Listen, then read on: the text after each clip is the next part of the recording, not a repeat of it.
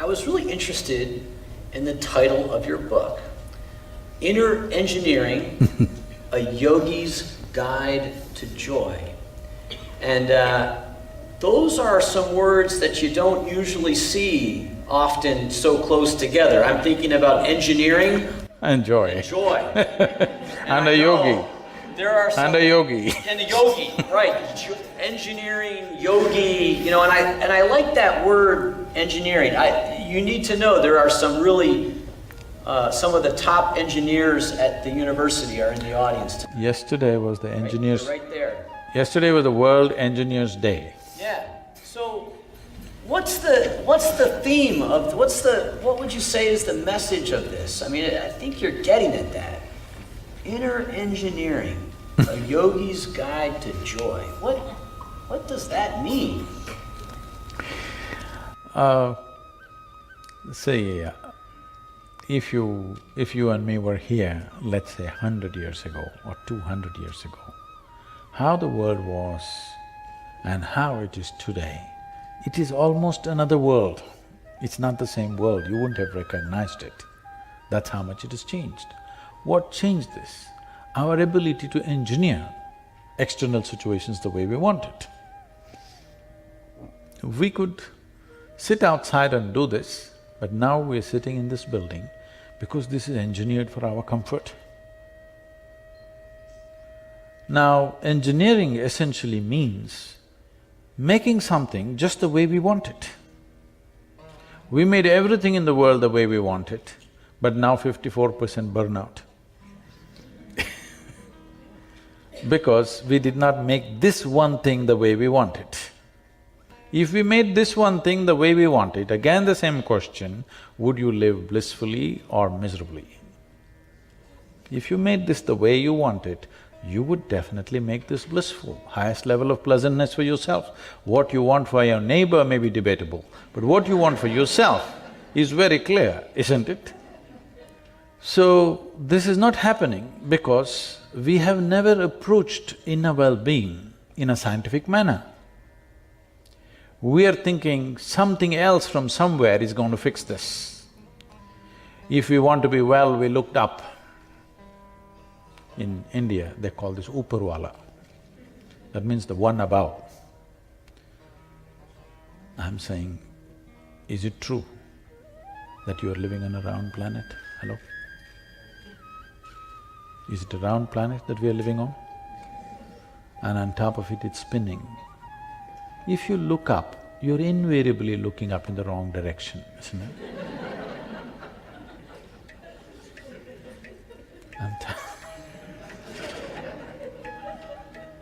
You must go to Australia to look up the right way.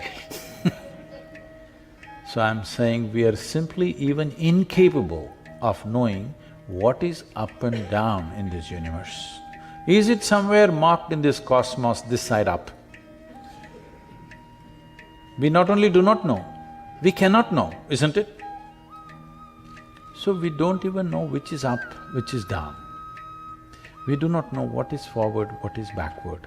We really do not know what is east, what is west. For convenience, we made up things. But there is one thing that you can know right now, there is a perspective, there is inward and there is outward. We have been just busy fixing the outside. You fix the outside as much as you want, all you will get is comfort and convenience. You will not get well-being. If well-being has to happen, you have to engineer your interiority the way you want it. Only when this becomes the way you want, now this will be joyful. If outside becomes the way I want, there will be comfort. You have to admit this. Never before in the history of humanity, any other generation knew the kind of comforts and convenience that you and me are enjoying right now, yes or no? Huh? We are the most comfortable generation ever, but we are whining like crazy. Let's talk about the inner life and the outer life. One thing that strikes me as so powerful about your mission in the world is that you seem to successfully broker both of those worlds? You must take off the word broker. I guess, how can I say, you successfully pursue both of those worlds, if you will. The Isha Foundation educates the young and plants trees. And then you also teach people about inner engineering. And I think that could be a challenge for we in the West. We in the West perhaps love the outer world and maybe at the expense of the inner world. But I'd love to hear your perspective on that. See, all these massive projects of health, education and ecology that we are doing in southern India have mainly happened only because of an inner experience. There are millions of people who had a powerful inner experience. It's out of that we are able to generate this action. Because these massive projects are all completely done by a volunteer force. Volunteers means nobody is trained for the job.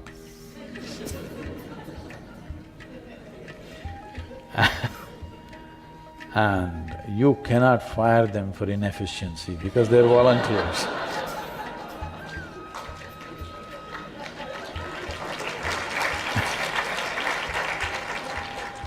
At the same time, even if they're holding a key position at any time, without notice they can just vanish. You manage an organization like this, you will go crazy in no time. That's my job. So, having described my job, which is a sure route to madness, if I was not as well established I am within myself, it would have driven me bonkers. Because I've managed businesses before. And at that time, I used to wield my authority on people to get things going. And the main thing was, they were on my, I was doing the payment for them. That was the main control. Now I don't make any payment for anybody, everybody is not paid, nobody is paid. In fact, they spend their own money and come and do everything to keep them going. Is essentially the inner engineering, because there is a powerful experience within which drives them to do all this work. It is unfortunate that people always trying to divide the world. You must understand this, that the very basic nature of human intellect is this. Human intellect, you know, all of you, the sharper it is, the better it is, isn't it so? You should agree with me. The sharper it is, the better it is, I think, intellect. Oh. I actually want to talk about being a prophet. Well, I don't go that far, let's We're finish going. the project. Let's go there. So, because one of the things about being mindful of the inner life… You cannot be mindful of the inner life. Now you talked about being a prophet, now I can say no. So I don't think… I wouldn't say you're a prophet, I'm talking about the Judeo-Christian tradition of prophecy. So, in the Hebrew Bible, in the Old Testament, there is the role of those who speak truth to power, who speak out against injustice, who sacrifice themselves for a cause because of injustice. And in that narrative, there is anger, and there is rage, and there are significant groups of people in the world, in our country, who have due cause to be angry about the world. The refugee, the ethnic minority, the poor. And one thing about inner engineering and sort of finding peace within oneself, the other side of that coin is, you know what, is there ever a time to be angry, to march, to be enraged, at the injustice of the world. What would you say to that?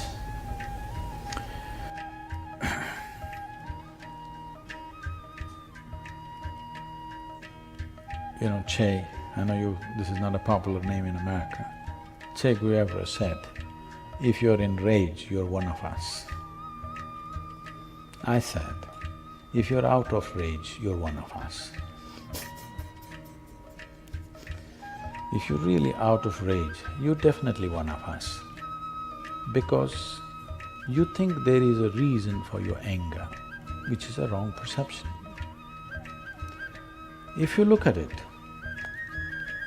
people get terribly angry with their loved ones.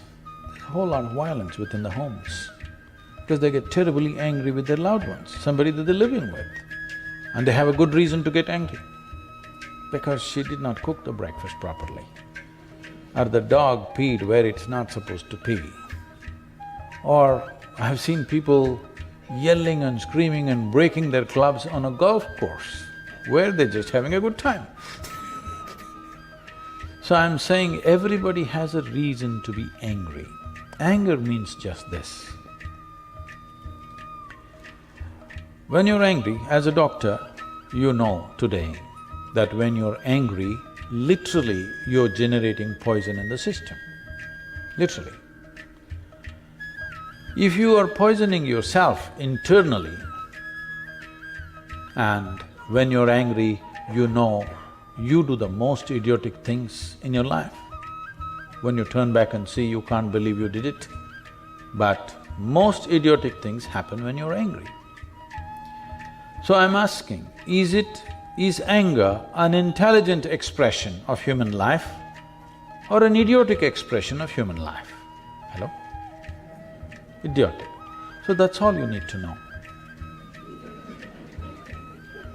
The next time you're angry, you just know you're stupid because you're turning against yourself.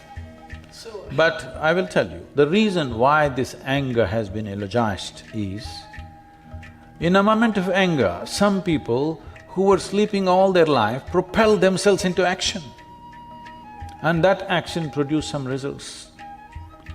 Yes, that can happen. It may so happen, that if I throw a stone at you, instead of hitting you, it hit the apple in the tree and the apple fell into your hands.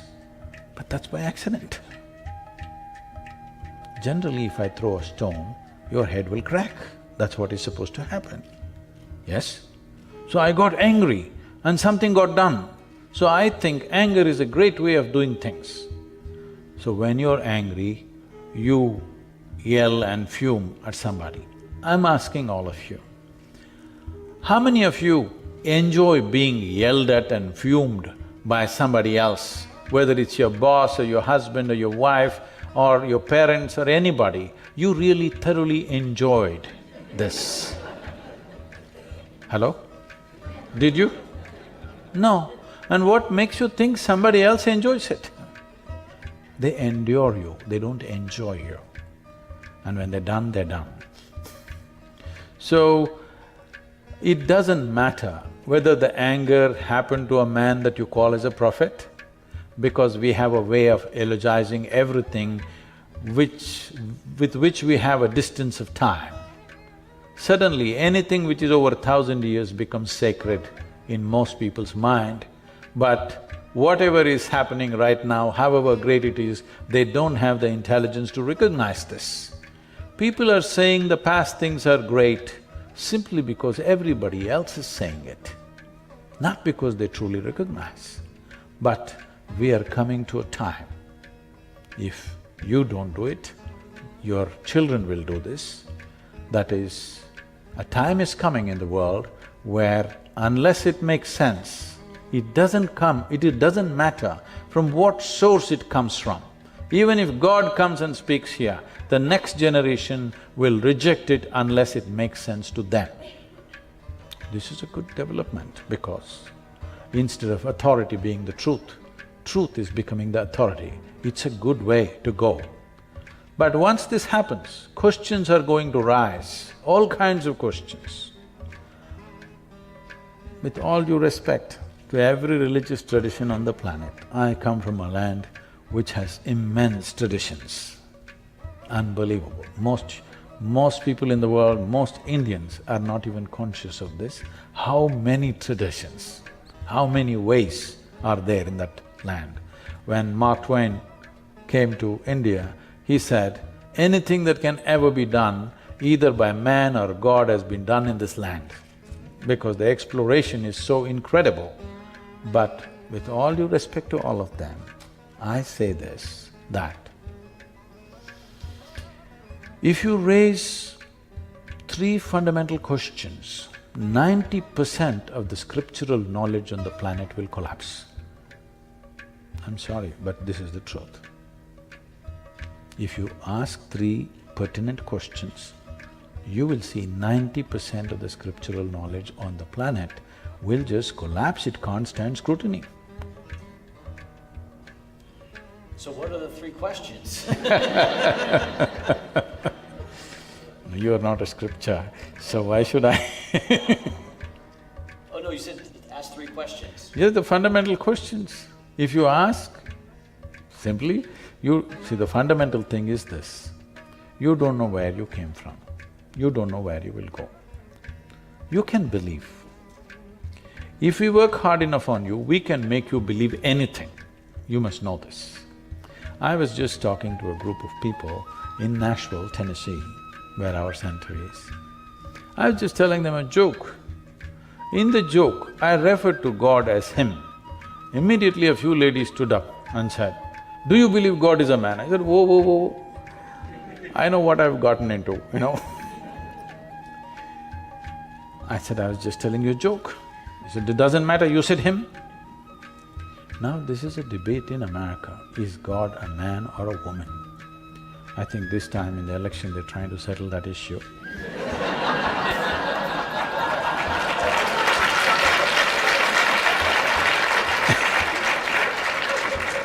But where we come from, we have no such issue. We have a man god, we have a woman god, we have a cow god, we have an elephant god, we have a snake god, we have a bird god, we have a dog god, we have every kind. Crawling ones, creeping ones, flying ones, all kinds. Because we are a very wise culture. We foresaw all the future problems that may arise. And there is also a debate which in the last election they tried to settle, but it did not settle, I think. People are debating in southern churches, is God black or white? It's a big serious debate happening. People really debating about this, is God white or black? Well, you know, Idi Amin, the Uganda man, Idi Amin declared God is black. I agree with him. That if a white man can have a white God, why can't a black man have a black God? But you know, these people do not know, because in these parts of the world, only messiahs, prophets, sons, others came. They don't know. In India, we know God is brown. Yes. Because God Himself visited India 9 times. Are you aware of this? You didn't know? God visited India 9 times, Himself. Indians are very proud of this. Because God visited us Himself 9 times and He sent His son and messenger and others to other places. I keep reminding them, that's because God wanted to do the job hands-on with Indians. He couldn't trust anybody else with Indians. He came 9 times and He failed.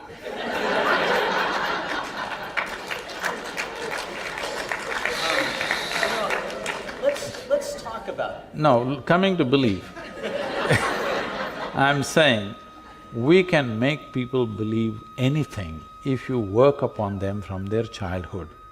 Anything, believe me. You just have to work hard enough and make them believe this, that, everything. Belief gives you a confidence without clarity. Confidence without clarity is a disaster on this planet. There is no substitute for clarity. There is no substitute for clarity. But if you have confidence, you can just do something, just like that. Sometimes it works. Even if you're not clear, you can simply do something and it'll work. Can I tell you a joke? Please. This happened in New York City. Late afternoon, an 8-year-old boy came back from school. He had a very progressive mother. Obviously, she was single. I'm saying nobody catch up with her. He came home and he asked, "Mama, is God man or woman?" She thought about all the gender issues and the coming election and everything. And then she thought about it for a while and she said, "Both." The boy went into deep thought. After a little while, the boy came back and asked, "Mama, is God black or white?" Again she thought about all the racial issues in the country, and after considering this at length, she said, "Both." The boy went into very deep thought. Then after some time he came back and asked, "Mama, is God straight or gay?" She again thought about it and then she said, "Both." The boy jumped in joy, I got it, it's Michael Jackson."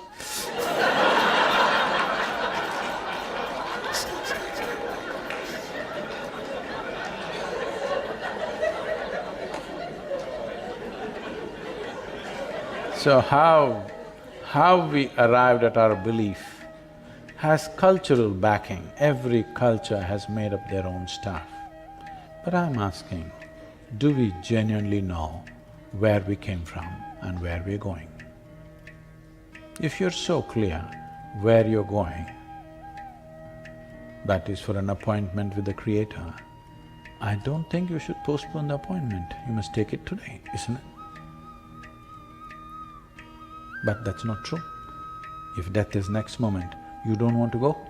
If you are so sure, only that fanatic who blows himself up seems to be sure. Everybody else has a doubt, isn't it? Every working intelligence has a doubt, yes or no? If you have frozen your intelligence with overriding belief systems, then you're going. Every other working intelligence, if death is next moment, there is hesitation or no? For sure, isn't it? Because you really don't know where you're going. You can believe what you want, but you really do not know. Belief is of social significance, to some extent of psychological significance, but existentially it means nothing.